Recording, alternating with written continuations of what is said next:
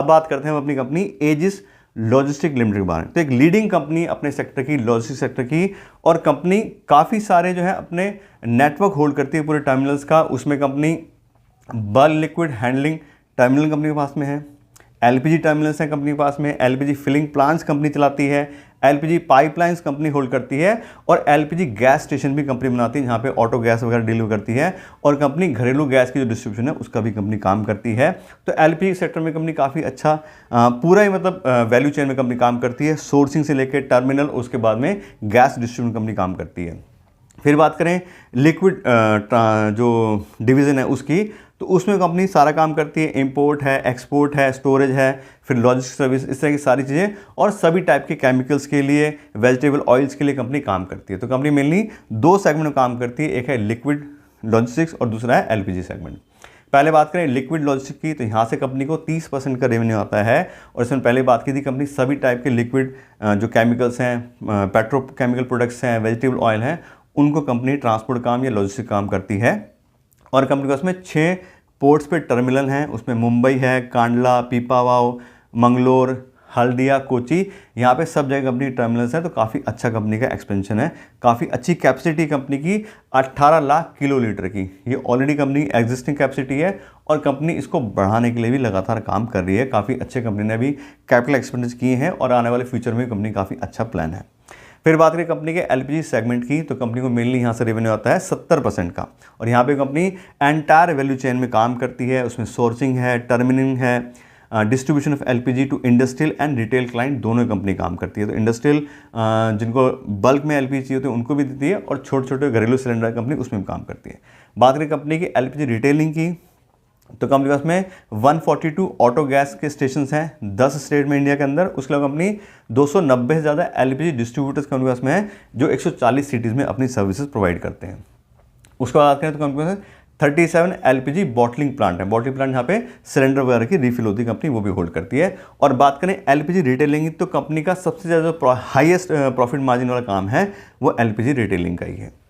फिर बात करें कंपनी के मेनली 2 जॉइंट वेंचर कंपनी ने करे हैं, जो उनके बिजनेस को बहुत ही अच्छे सपोर्ट करते हैं, और काफ़ी अच्छा बेनिफिट कंपनी को है। सबसे पहला है एलपीजी सोर्सिंग के लिए जॉइंट वेंचर कंपनी का आईटोचू कंपनी। आईटोचू की बात करें तो ये आईटोचू कॉर्पोरेशन जापानीज मल्टीनेशनल कंपनी है, और ये कंपनी हेल्प करती है कम प्राइस पे एलपीजी को एक्सप्लोर करने के लिए, और काफ़ी अच्छा बिजनेस कंपनी ने इसके थ्रू कमाया है।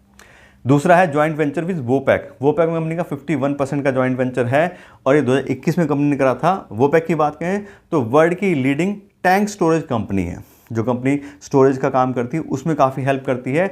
इसके थ्रू कंपनी ने नए नए प्रोडक्ट में भी एंट्री ली है, उसमें बहुत सारे अलग टाइप के केमिकल्स हैं, गैस स्टोरेज है, और जो आने वाला टाइम हो रहा है रिन्यूएबल एनर्जीज का, कंपनी उसमें भी एंट्री करना चाह रही है इस जॉइंट वेंचर के थ्रू। तो कंपनी दोनों जॉइंट वेंचर से काफ़ी अच्छा बिजनेस करती है।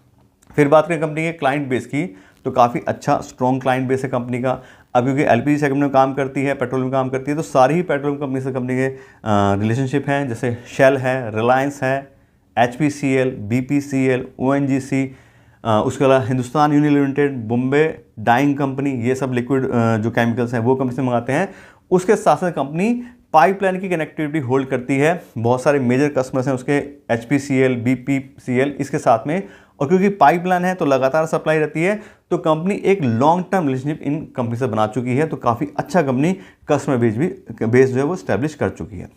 फिर बात करें कंपनी फ्यूचर प्लान की, तो कंपनी ने एक नया प्रोजेक्ट चलाया, उसका नाम है प्रोजेक्ट गति। गति मतलब गेटवे एक्सेस टू इंडिया, और इस प्रोजेक्ट गति के अंदर कंपनी 4500 करोड़ का जो है काफ़ी अच्छा बात करें तो कैपिटल एक्सपेंडिचर करना चाह रही है। कंपनी का जॉइंट बिजनेस प्लान है, उनका जो जॉइंट वेंचर पार्टनर है रॉयल वोपैक के साथ में, उसके साथ, और कंपनी 2023 से लेकर 2027 तक 4500 करोड़ रुपये खर्च करेगी अपने अलग टाइप के जो उनके प्रोडक्ट हैं उनकी कैपेसिटी एक्सपेंशन के लिए। तो काफ़ी अच्छा कंपनी बिजनेस प्लान होल्ड कर रही है।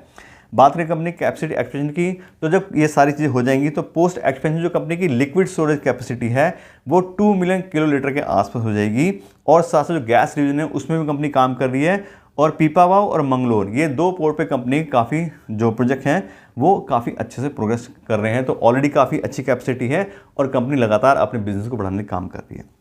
तो कुल में बात करें कंपनी के बिजनेस प्रोफाइल की, तो काफ़ी अच्छा बिजनेस प्रोफाइल है। एलपीजी की बात करें तो इंडिया में तो बनी नहीं है, ज़्यादा चीज़ें इंपोर्ट होनी है, तो लगातार कंपनी का बिजनेस आने वाले टाइम में चलता रहेगा।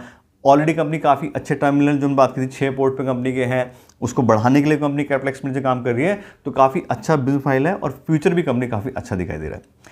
फिर बात करें कंपनी के शेयर होल्डिंग पैटर्न की, तो सभी लोगों ने अपना पैसा इस कंपनी में इन्वेस्ट किया है, चाहे रिटेलर हो, एफआई हो, डीआई हो, सभी लोगों ने अपना पैसा इन्वेस्ट किया है।